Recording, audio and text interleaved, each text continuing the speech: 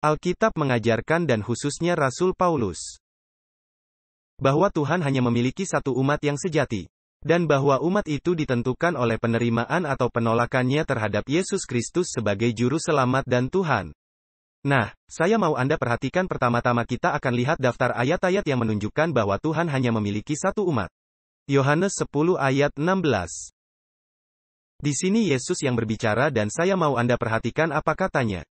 Yohanes 10 ayat 16, Yesus berkata di sini. Ada lagi padaku domba-domba lain, yang bukan dari kandang ini. Apa yang dia maksudkan, kandang ini? Apa yang dia maksudkan, kandang ini? Maksudnya umat Yahudi, karena dia utus ke domba-domba yang hilang dari umat Israel. Kita sudah membaca ini, maka dia berkata, aku memiliki domba-domba yang lain yang bukan dari kandang ini. Domba-domba itu harus kubawa juga. Dan mereka akan mendengar suaraku. Dan akan ada dua kawanan dengan satu gembala. Bukan demikian. Satu kawanan dan satu, apa? Satu gembala. Nah, mungkin Anda bertanya apakah Yesus berbicara mengenai orang non-Yahudi ketika dia berkata bahwa ada domba-domba lain yang bukan berasal dari kandang ini. Marilah kita baca Yohanes 11 ayat 51-52. Marilah kita baca kitab Yohanes 11 ayat 51-52. Setelah Kayafas berkata bahwa lebih menguntungkan jika satu orang mati agar seluruh bangsa tidak binasa. Perhatikan apa yang dikatakan di Yohanes 11 ayat 51. Hal yang dikatakannya bukan berasal dari dirinya sendiri, tapi sebagai imam besar. Pada tahun itu, ia bernubuat bahwa Yesus akan mati untuk bangsa itu. Nah, sekarang perhatikan, bangsa apa itu? Bangsa Yahudi. Bahwa dia akan mati untuk bangsa itu. Dan sekarang perhatikan, dan bukan untuk bangsa itu saja, tapi juga akan dikumpulkan menjadi satu. Anak-anak Allah yang tercerai-berai di negara lain. Apakah dia hanya akan mengumpulkan kaum Yahudi kepada dirinya? Tidak. Dia juga akan mengumpulkan orang-orang non-Yahudi kepada dirinya. Dengan kata lain, Tuhan tidak memiliki dua kawanan, satu kawanan non-Yahudi dan satu kawanan Yahudi. Dia berkata, aku akan membawa orang-orang bukan Yahudi dan akan ada satu kawanan dan akan ada satu gembala. Alkitab juga mengatakan bahwa hanya ada satu Israel. Dan Israel ini ditentukan oleh hubungannya dengan Yesus Kristus. Jika kita adalah milik Kristus, kita adalah Israel. Jika kita bukan milik Kristus, kita bukan Israel, kita bukan Yahudi. Dan Anda berkata, di mana di Alkitab dikatakan demikian? Mari kita baca tulisan Rasul Paulus, Roma 2 ayat 28-29. Roma 2 ayat 28-29. Di sini Rasul Paulus berkata, sebab yang disebut Yahudi bukanlah orang yang lahiriah Yahudi. Jadi mungkinkah seorang lahiriah Yahudi namun bukan Yahudi? Tentu saja, sebab Yahudi bukanlah orang yang lahiriah Yahudi. Juga bukan yang bersunat, sebab sunat itu adalah secara lahiriah. Tapi Yahudi sejati adalah yang, apa? Di dalam hati secara roh. Dan sunat-sunat adalah secara, apa? Adalah di dalam hati secara roh. Bukan secara harfiah, sebab orang Yahudi suka yang harafiah.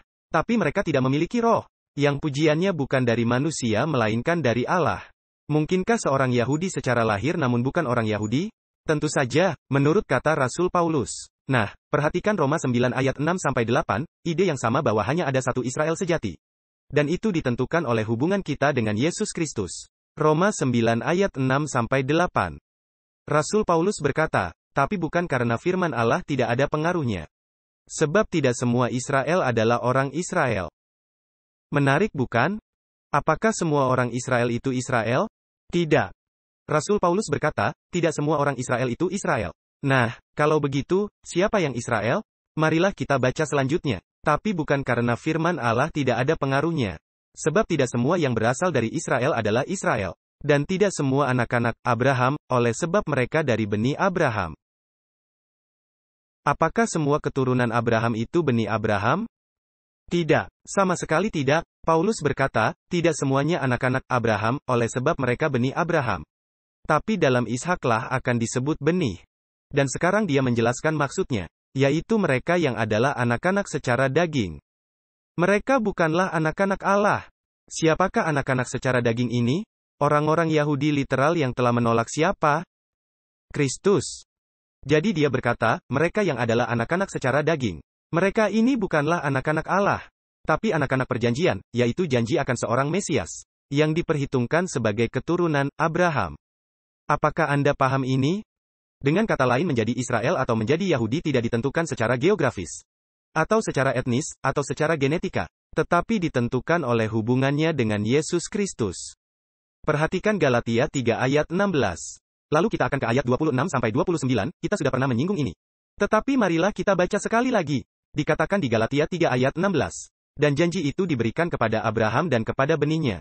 Dia tidak katakan kepada benih-benihnya seolah-olah dimaksud banyak orang, tetapi hanya satu orang, dan kepada keturunanmu, yaitu Kristus. Jadi siapakah satu-satunya benih sejati Abraham?